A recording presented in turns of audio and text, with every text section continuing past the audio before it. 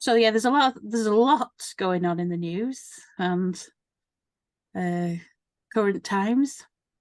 Mm-hmm. So, I mean, we could be here for a week, but what do you want to narrow it down to? There's a few things. I'm happy to be led down your rabbit hole. Just lead the way, Alice. Uh, That sounded terrible, didn't it? But, yeah. no, it's all right.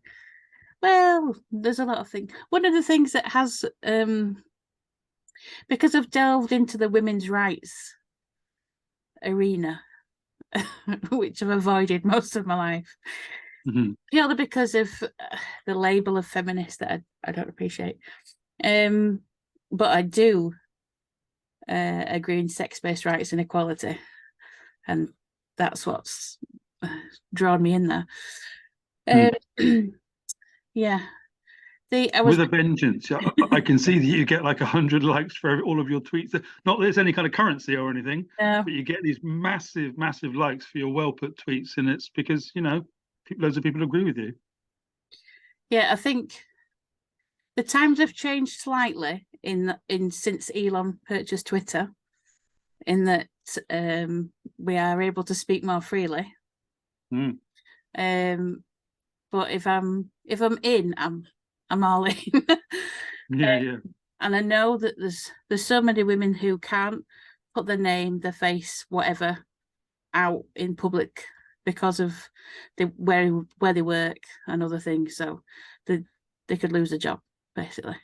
Yeah. So we're still in that sphere outside of Twitterverse that it's a genuine risk for people to openly speak. So I don't just speak for myself, I speak for people that can't also. Of course. Yeah. But have you been following Anna Thomas's kind of work just recently? Anna Thomas of the Civil Service thing? Yeah. You know that? Yeah. I She's sent kind of come out there and said enough, isn't she? Yeah. I sent her a letter, was it yesterday or the day before? It was the response from the Department of Work and Pensions after my complaint about a trans-identified activist campaigner that also works for the DWP, who has been sort of cross purposes. So What does that mean? Cross purposes there? Well, if you work for the civil service, you're supposed to be neutral politically. And there's nothing neutral currently about women's rights versus men in dresses wanting to get into women's spaces, and the legal fiction of the GRC, and trying to clarify sex in the Equality Act, which... What's the legal fiction of the GLC? Remind us. So with a gender recognition certificate from the GRA 2004, you can apply to have your name changed and your sex changed. So your birth certificate would state female. Now, we're not talking about the gender, which I disagree with, but the woman, man. We're talking about male, female. So your legal documentation then says you are a sex class that you're not. So when you're talking about sex discrimination laws and acts, they have a piece of paper that says they are the sex of female, which is why everything's got a little bit confused, legally speaking, because if you put in place a legal fiction that a male can become female, which they can't, but the document says they are, and you have the Equality Act that sex discrimination is based on male and female, but no one ever thought to put in, because of the gametes, we just all presumed we knew what we meant at the time by sex, which is why the clarification is needed, and which is why it's absolute utter nonsense. Nobody really looked at that piece of legislation, I don't think, properly, with the foresight of what could happen, which is where we are now. Yeah, that's a really good point, isn't it? And that's quite kind of olive branch of you, because there were good intentions to the whole thing, as in all the progressives going, yes, I was kind of wasn't that dissimilar a couple of years ago. Yes, go on then, all good, everyone be free, be more free, be happy. And then, the reality of that is some people who are more into power than identity are going to use the Equality Act. They've basically been using the Equality Act for bad purposes, haven't they? I can't think of a better way to put it. Am I right? And they have legal backing to do so, because, because even lawyers disagree with what it actually means. So if you've got politicians and lawyers not agreeing with what the law is, then the everyday common person, we're sort of in a can we allow identifiable men that say they're women? Or so a lot of companies and organizations have just erred on the side of caution, and they've got like a de facto self-ID situation going on. So that's what we've got across. So rape crisis centers, well, you could go in there if you say that you're female, because they don't want to be in breach of the Equality Act. No one's clear what the law is. So we've ended up with nobody following the law properly. Yeah. People arguing both sides of what it means to be male or female.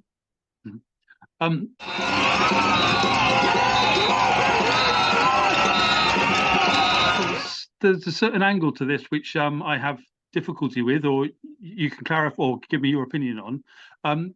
There's a theme that comes up now and again that the kind of trans activists, the sort of heavy ones that were having a go at Posey in New Zealand, for example, that awful event, that kind, as opposed to the other kind who, are nice and quiet and want to get on with life, but the really activist kind are basically the men's rights activists operating a new kind of men's rights. But I don't know anybody on that MRA side, and I know a few of them, who have any sympathy for them. I can't see a correlation. It's like people say they're misogynists, and I get what they mean, but it doesn't really stand up, does it? Do you know what I mean? It's a different kind of. It's a very new kind of misogyny, if it is. Right? It's a brand new, never seen before, all wrapped up in a shiny new bow. It's not just that they literally want to replace women. It's there's a whole group of them who tweet out images of themselves that are filtered to higher, but we're better women than you are to actual women. It's this, we make better women. We don't have periods, so men don't have to worry about that. We're happy doing anal. Like, good for you. Sure. Your biology allows it better than ours does. Whatever. But they're just sort of, they're just sort of trying to wind you up, though, aren't they? Aren't they having a laugh with all that stuff? Or no. I mean, obviously, it doesn't seem very funny to you, but to me, it just looks like they're absurd. So. It is absurd, but there's a real core that actually mean it, that are campaigning for uterine implants so that they can have babies themselves. And it's like, literally, the insanity levels of, and some of them. Let's take that apart. So what we're talking about is basically being a human test tube, which isn't beyond science. It's very difficult to get your 20th, your our age head around, but it's not beyond science, and it's being a human. It's not being a mother. Fuck that.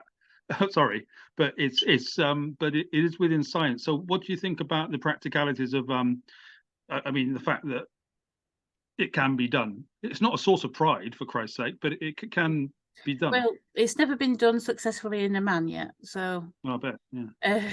You are viewing Helmholtz-Watson's film, Planned Perfection.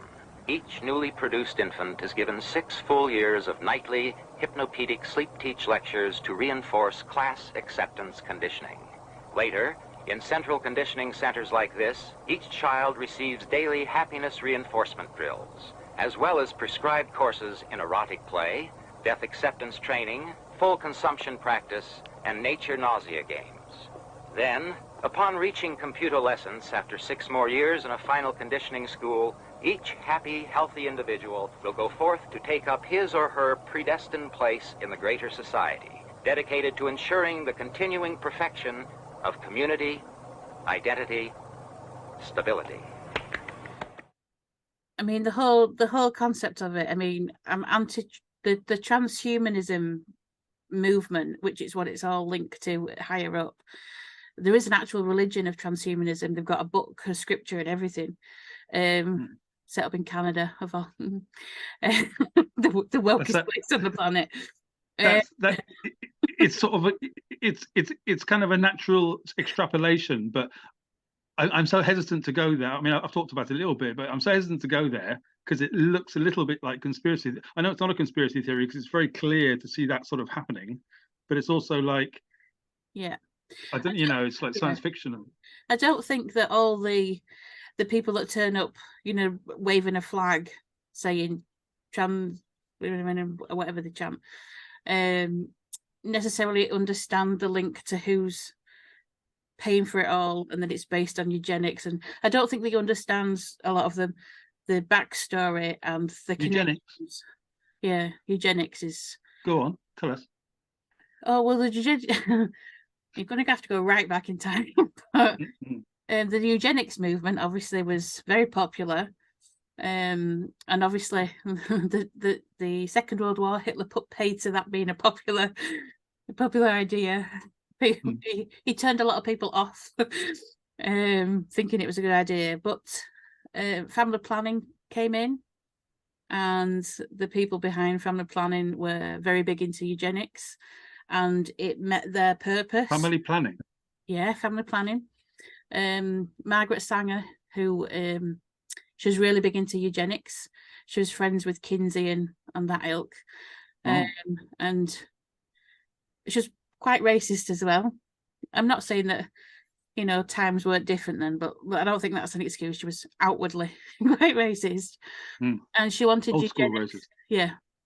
Anyone who wasn't sound of mind, or they were too poor, or, you know, basic eugenics, you know, get rid of the riffraff. Yeah, that was her kind of stick. And there's a lot of people who still think that, you know that, and they're quite yeah. open about it too. I'm like, what did you just say? But anyway, yeah, go on. Well, you've got it made in Canada where you can just, you know, go and end it all, which eugenicists love. But yeah, she set up the family planning, which basically prevents people having more children and growing a population. So yes, the sexual revolution was good on the one hand. However, it also fed into the eugenicist hands of, great, people are doing it for us.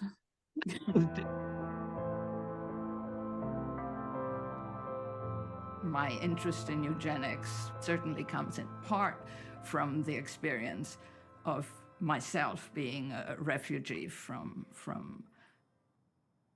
Hitler, and being keenly aware of what was done in the name of science, and specifically in the name of genetics. But that happened in this country as well, of course, in a certain sense. The Nazis imported it from the United States, which had a flourishing eugenics movement. At the turn of the 20th century, eugenics was widely accepted in the United States as solid science among the country's top psychologists, scientists, politicians, and social thinkers. This is such an interesting point here, Jen, because I was talking to Dr. Michael Norton yesterday, you know, yeah, my editor at Uni of Bristol, and I was saying, because of our recent issues with the law and all those studies, I'm a child of the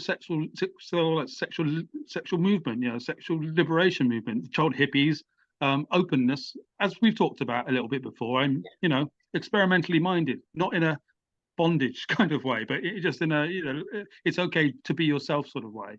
And that, what you're saying there is that that's actually can be extrapolated, connected to ultra-liberalism going to eugenics somehow, with Kinsey and people like that who are on the dark side of experimentalism, basically. Yeah. Is that right? I don't think I'm putting it together very well, but I think I know what you mean. Can you join the dots there? Yeah. So you've got, on the one hand, liberalism, which is freedom and choice and all those things which sound great and are brilliant and have moved society on. But behind Divorce. that, behind that are people who are happy to keep pushing that narrative because it meets their requirements of eugenics. It's a way of controlling the population without calling it population control. How does that part work there? Well, the more people that are on the pill and have abortions and are access to abortions, the smaller the population would be. We've got better medicine and everything else. So if you didn't have some control of birth control and everything else, and we still had 6 or 7 children like we used to do, then woof. So trying to introduce birth control into other countries where they're still in that sort of state of having lots of children because they have to survive, is part of trying to control their population. So places like India and other places. But then you've got to fight against the religious, whether the religion allows certain types of contraception and whether culturally people want abortion and contraception and other things. I'm not saying we shouldn't have them. I'm just saying the benefits that it may give society also benefit the people that want to control the population. So you don't get anything in life for free, is the saying, and there's no positive without a downside to something. And that, and those people are the same people that are big into transhumanism and funding, bankrolling the trans activists.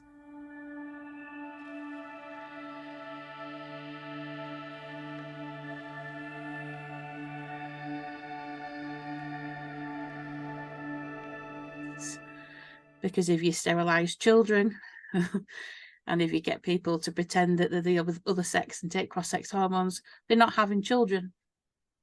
Okay, so it's so difficult when we go kind of to that sort of leftist argument, which is like, stop having children, it's bad for the planet, which is quite common. It's a common thing, and it's quite sort of mainstream, and it's a part of, seems like a part of growing up, to be honest, without wanting to be too patronizing about it. It's like going through that rebellious thing, and that is, I presume, a part of this eugenic, just for want of a better term, eugenic clan.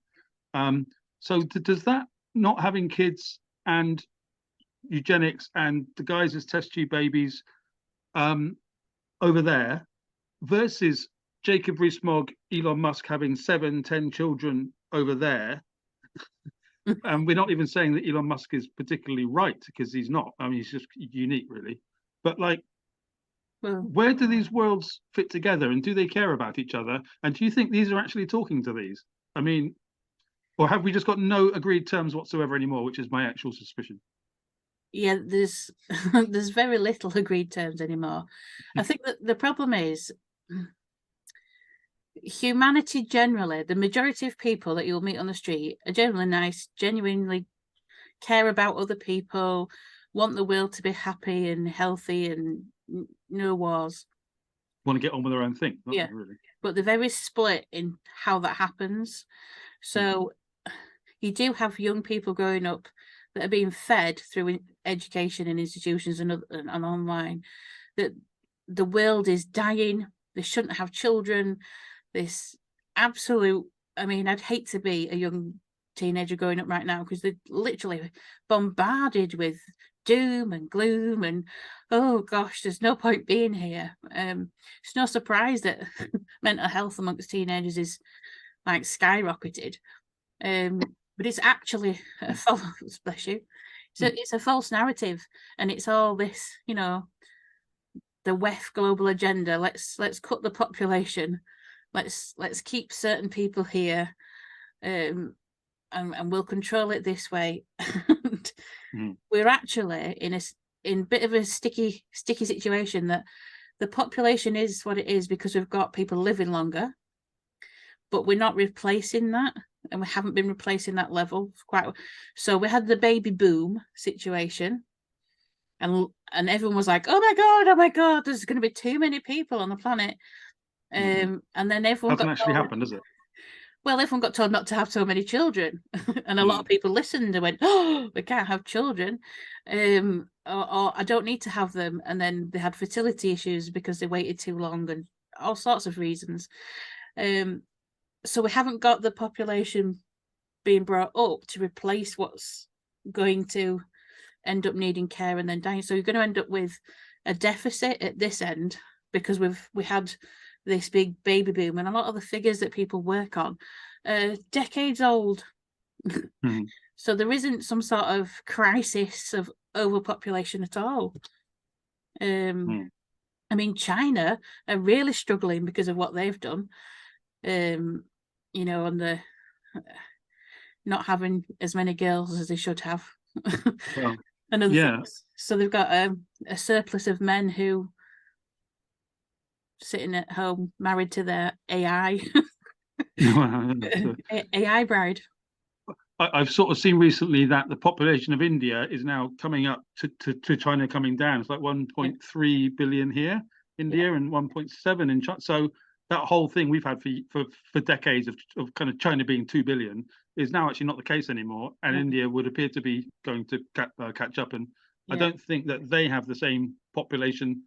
They've got a much more traditional society, don't they, India? Not that China's not, but China's super pragmatic, isn't it? But I mean, I shouldn't generalize such a place, but they generalize themselves, don't they? But with India, it's just extremely diverse in the genuine sense, as far as I'm aware, without wanting to be too kind of global about it. Yeah, and the divide between the super rich and the poor is huge in India. In India, yeah, and the was reading something the other day. The level of intellect is going down, not just in India but worldwide. So we're sort of breeding the next generation to be less intelligent. What does that mean, being less intelligent, though? Well, I mean, because obviously you and I are just extremely intelligent, but for everybody else watching. just you know, and in your bell curve, you've got the top people, and then everyone else, and then you've got other people at the bottom. There's sort of less people in that top. You know, the whatever you think of Elon Musk, he's clever enough to invent what he's inventing and doing what he's doing. And then with Asperger's as well. Yeah, which is a special kind of intelligence. I mean, from every Asperger, I know it's controversial, but from every Asperger's or autistic, and that's actually kind of mostly Asperger's people. Yeah, they just have a special intelligence. It's very practical. Doesn't do empathy very happily, but it gets shit done everywhere that I see, and it doesn't have any time for the softness of life. My experience of Asperger's people. I don't know if it still stands, but I think it was about 15, 20 years ago, they did some studies with the Dons in Oxford, and over 80% were on the Asperger's. 80, yeah. But that says a lot. If you're going to really focus and learn everything there is to know about one specific subject, it does kind of help to be one-track minded and focused. And that is something that is linked to Asperger's. And that's weird, isn't it? Because that focus, I mean, I've got that with completing a work of art. Jonathan King there for you, Jen. It's like, it's so you kind of want to finish it off. And I have a passion for doing creativity, which could be called that. And people have asked me before, you sort of on the spectrum and stuff. I have no idea. Because I've got a sense of nuance and things like that. And that's not to say that autistic people don't, but they get cross when I mention nuance, which means that I suspect they do. And so it's like trying to say this in the most politically correct way possible, but we don't do that on this show, do we? So I'm just trying to I was watching a thing with Mr. David Byrne of the Talking Heads yesterday, and he's so blatantly on the spectrum. And the kind of interviewer chap on 60 Minutes wouldn't go there. It's like, well, fucking ask him. It's obvious, you know. But I guess people don't want to be outed. You may find yourself in a beautiful house with a beautiful wife, and you may ask yourself,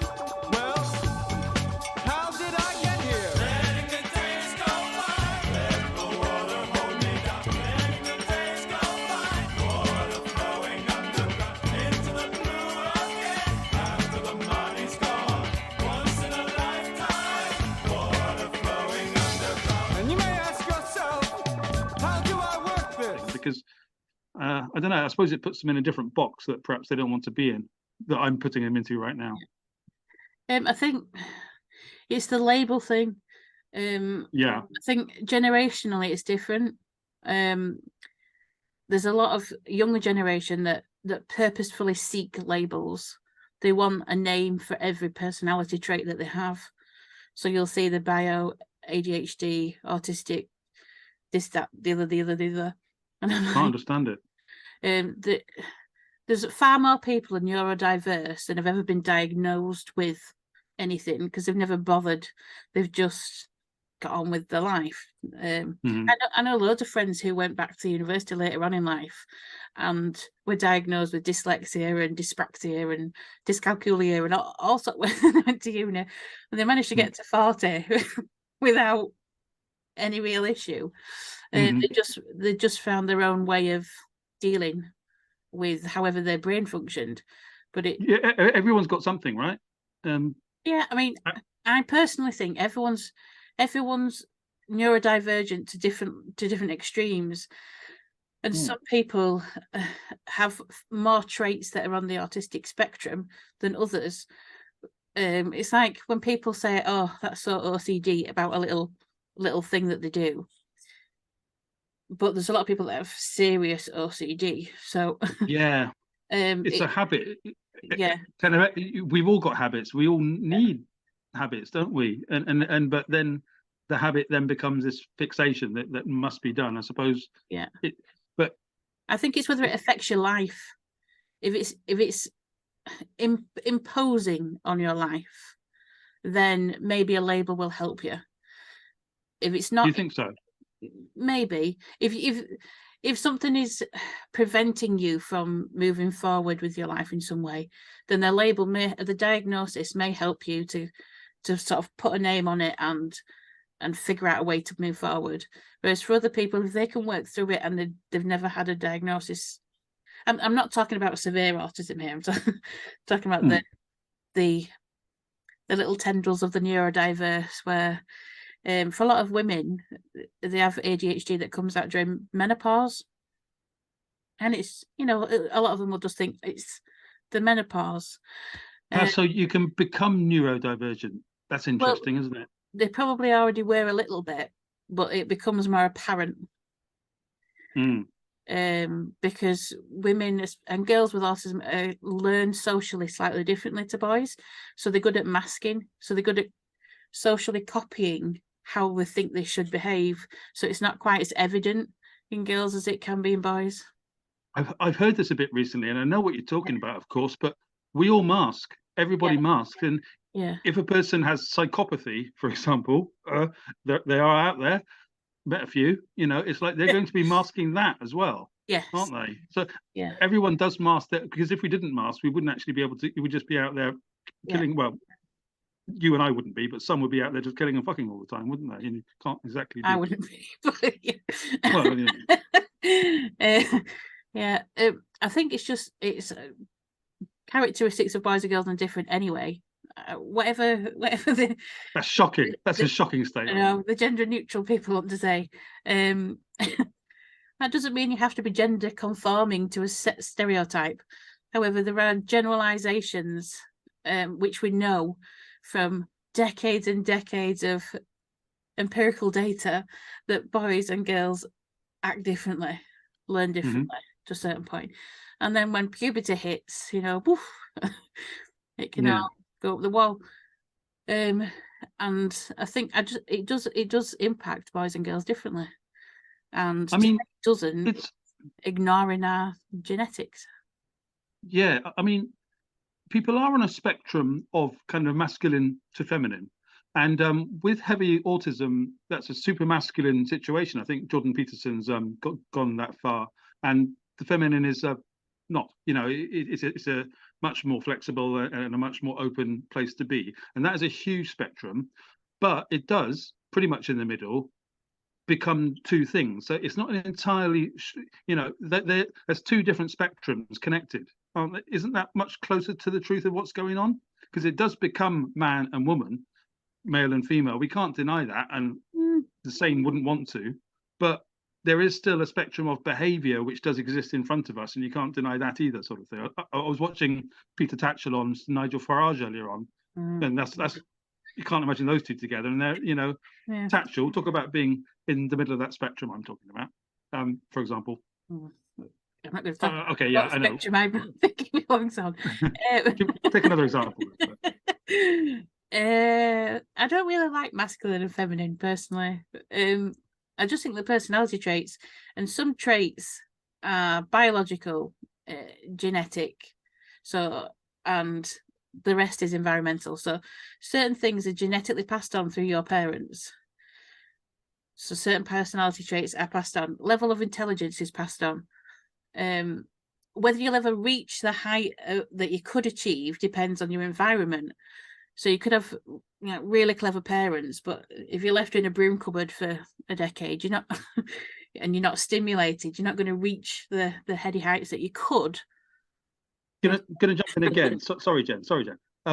What is this intelligence you're talking about, though? What does that actually mean? I mean, I'm not very good at counting, but I'm perfect at spelling, and I'm quite intuitive. Yeah. What part of that is intelligent?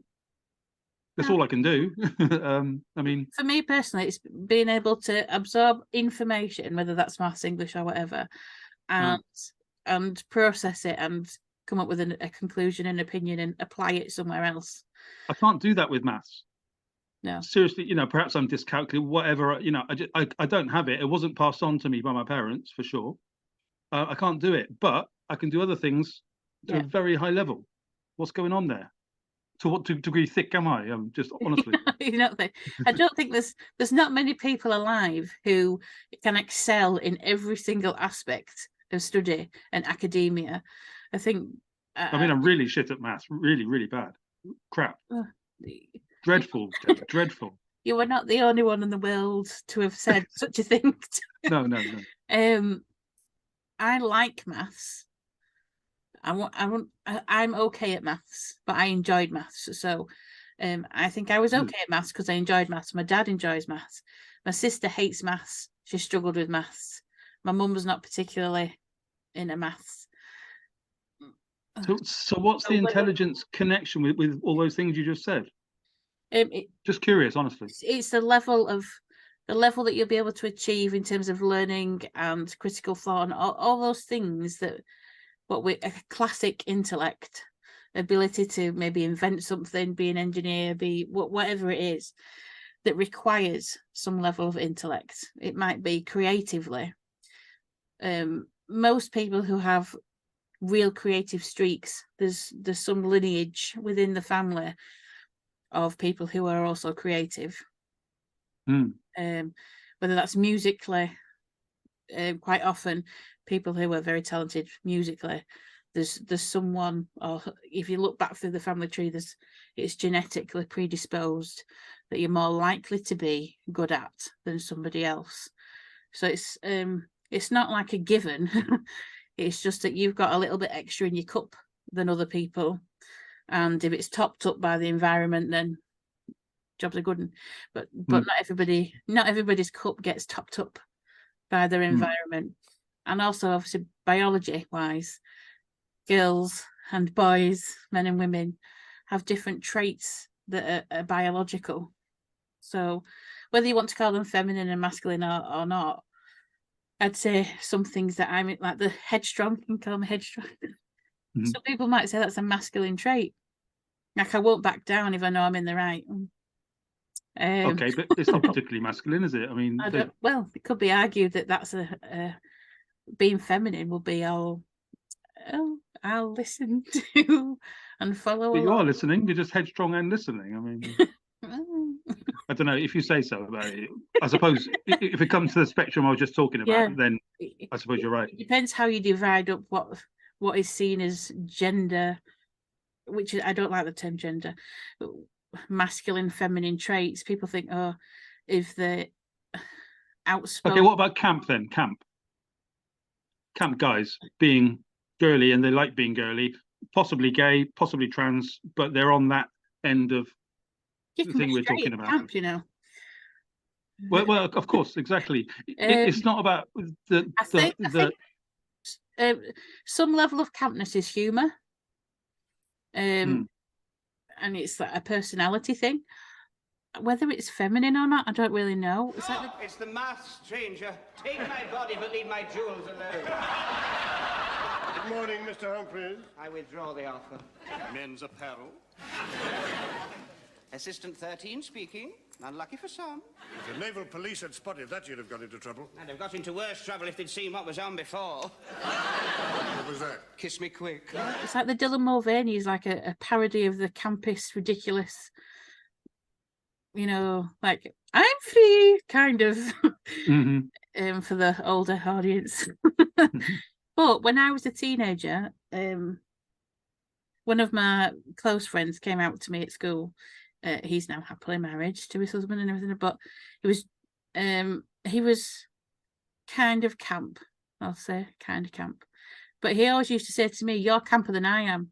It's like there's a little gay man inside you." I'm like, I don't know what you mean.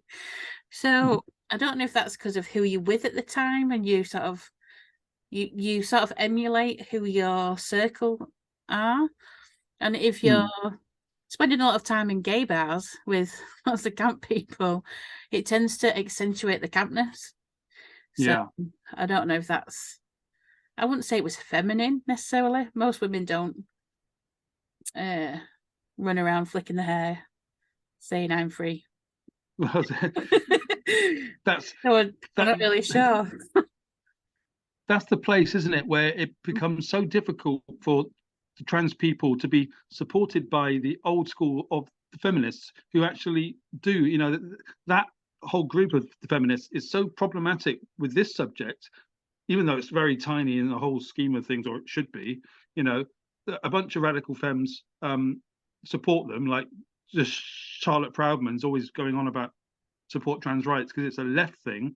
And then there's the Bindles, is it? Yeah, because they hate each other now, going, no, that's bollocks. They shouldn't be doing that, because I'm on the Bindle side here, just to out myself there, because, you know, Dylan Mulvaney has an idea of what the woman should be in his mind, and he's performing that. It's performative. Dr. Norton again, but basically thinks he's a pop artist. He also thinks that Posey Parker could be doing a performance of stuff, which is a whole other subject. And to a certain extent, when you're a public figure, that's going on, isn't it? So Dylan, though, for sure, you know, I'm not going to hate on that person because he's already done that to Bud Light to the tune of 20 billion, you know, but it's like, see him for what he is, which is a performer performing an idea of a woman. But it's actually nothing to do with what a woman is. No, I think my issue with him is he's also doing the performance of a little girl in a lot of the skits, which we're blurring too many boundaries for my life at that point. Well, he's a small person, isn't he? I suppose so. I suppose he can't help that. But no, intentionally with dolls and I mean, all right, all that. Yeah, I don't mean that the fact that he's little. I mean he's intentionally parodying I'm a girl. And girl is age. The whole when you bring into the queer theory element of the trans movement, which is eradicating boundaries and age, anything where you're breaking down that boundary that we have in society for safety and protection and all the rest of it, I'm like, no. Keep your boundary erosion over there, away from me. Because safeguarding is, well, you know, it's number one on everything of my agenda for where my brain starts from. Like, is this going to put people at risk? Whoever that person is somebody going to be put at risk? And I don't mean like, oh, you can't do anything because you might hurt yourself. I mean, although I am a bit like that. that sort of takes us to a whole other space where I've got all sorts of different ideas, but I don't think we've got time to get into it now, have we? Because I have many things to go on that, Jen. Maybe for the next one. Wait, I think we might have to wrap this one up and wait for the next one because of time. So we'll have to come back and review this and then follow up on the next one. Yes, mustn't leave it so long, and we'll do it again. I'd love to.